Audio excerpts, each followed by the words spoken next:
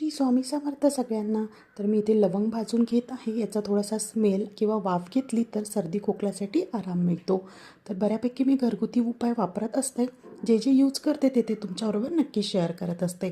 तर इथे मी संध्याकाळच्या स्वयंपाकाचा कुकर लावून घेत आहे. दुसऱ्या दिवशी त्याचं ऋग्वेदचं ॲन्युअल फंक्शन होतं. त्यासाठी मी त्याला सकाळी ब्रेकफास्टमध्ये बटाट्याची भाजी आणि पुरी बनवायचं होतं.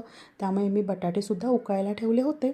त्यासोबतच संध्याकाळी जी भाजी बनवणार होती डाळ वांगं ते सुद्धा मी शिजवायला ठेवलेलं आहे. तर कुकर होईस्तोवर म्हटलं पीठ मळून घ्यावं आणि गाजराचा हलवा मला बनवायचा होता. तर ते सुद्धा किसून घेत आहे. पहिले मी ती छोटी किसणी घेतली होती, त्याने काही होत नव्हतं म्हणून मोठी किसणी घेतलेली आहे. तर गाजरसुद्धा किसून झाले आणि कुकर आपला थंड झालेला आहे.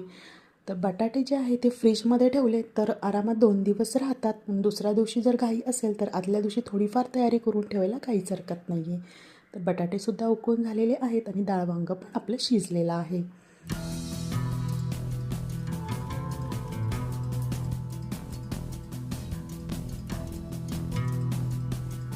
तर संध्याकाळसाठी डाळ वांग्याची भाजी छान फोडणी देऊया आणि त्यानंतर जेवण करूयात.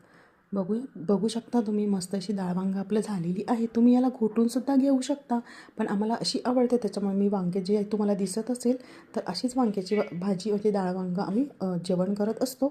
तर त्याच्यामध्ये चवीनुसार मीठ आणि आवश्यकतेनुसार तुम्ही कोथिंबीर घालू शकता. माझ्याकडची संपली होती म्हणून मी नाही घातली.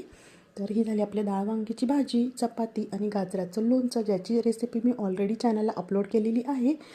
तर असं छानसं जेवण होतं. या तुम्ही सगळे जेवायला. तर आमचं जेवण झाल्यानंतर आता दुसरी क्लिप जी आहे ती नेक्स्ट डेची आहे, म्हणजे आजची सकाळची नाश्त्यासाठी बटाट्याची भाजी आणि पुरी होती. तर आमचा नाश्ता वगैरे झालेला आणि आम्ही जात होतो ऋग्वेदच्या स्कूलमध्ये ॲन्युअल फंक्शन होतं. त्यासाठी भेटूया नेक्स्ट व्हिडिओमध्ये. तोपर्यंत बाय.